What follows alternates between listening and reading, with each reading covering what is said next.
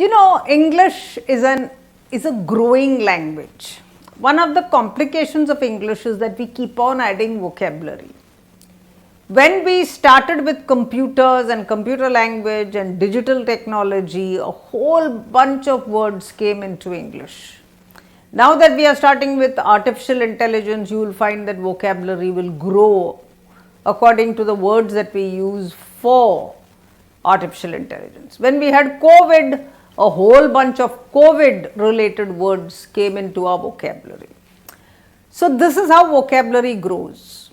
The fact that so many countries in the world were colonized means that the British borrowed a lot of words from every colony and then English grew. So it's an evolving, protean, growing language. One part of English is the English that is used in the workplace. Now what happens in the workplace? You are not using everyday English all the time. There are certain expressions that you use and people get confused.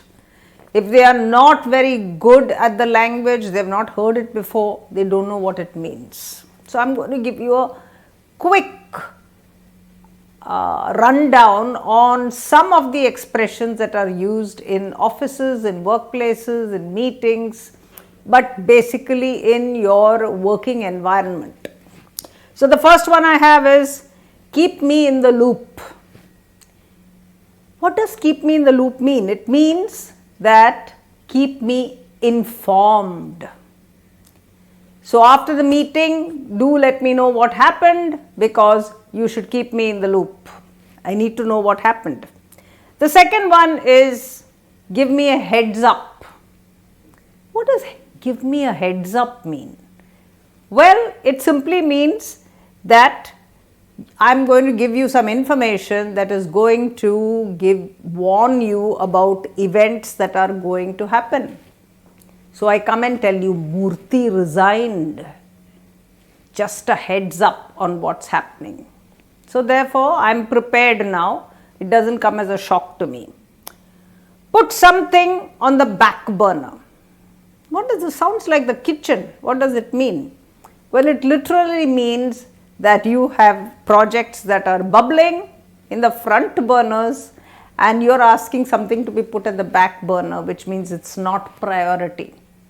So you might say the export plans are to be kept in the back burner because the domestic crisis will have all our attention. That's how you'd use it in a sentence. Need to know basis.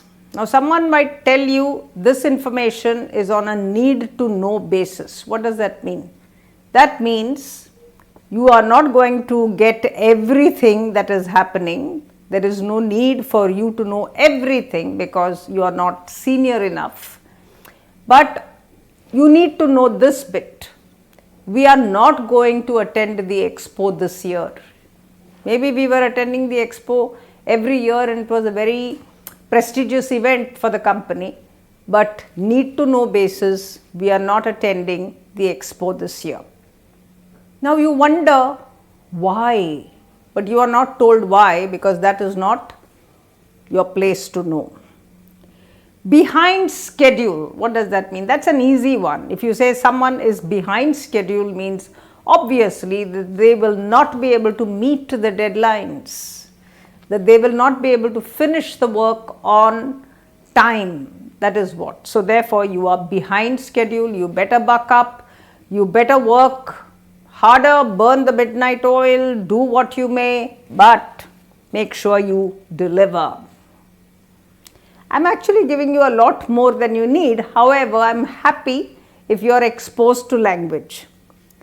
Quick on the uptake. The new girl in the office is quick on the uptake. She is going to get promoted really fast because she seems to be thinking 2 steps ahead of everyone. Quick on the uptake, sharp girl. We must upskill the staff because they are behind times. At this rate, they are going to be redundant. At this rate, we are going to be left behind as an organization. So we need to upskill them. Maybe their computer skills, maybe their technology skills, maybe their marketing skills, all the new skills in the market. They need to know the new progressive methods and strategies. Touch base. Touch base is where you go and meet up with maybe an old friend or sometimes someone completely new in order to introduce yourself. So you might say, I'm Usha Pandit, I'm just here to touch base with you and to introduce myself. So you are catching up or you are introducing yourself. Bring to the table. Now you might say, we Mumbaikars are a great lot. We don't worry about your ancestry and your progeny and who your father is and where you live. We are only concerned about what you bring to the table. What do we mean by that? We're only concerned with your talents, with your skills, with your work, with your persona. That's what we are concerned with. We don't care about what your background is. What you bring to the table is the skills and the talents. Go by the book. Someone might tell you, well, we do go by the book here, we follow the rules. However, sometimes we have to think outside the box, especially if we have an emergency. We might cut corners. Look at that. All idiomatic English. A plan B is something when plan A fails. So it's a backup plan basically. Plan B is something you need in an unstable situation. So if this doesn't work, then you've got something else to fall back on to implement plan B. Core competency is your core strength. So you might be a company that's into education or into technology or into manufacturing or into computers. That's your core competency. People don't like to leave core competencies and go after new projects of which they have no know-how. So you might find them failing.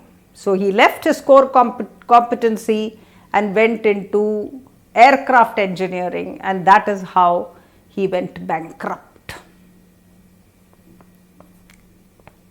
Due diligence. When do you do due diligence? Due diligence is when you go through a document carefully or when you go through a protocol carefully and do all that you need to do in order to fulfill the success criteria. That is due diligence.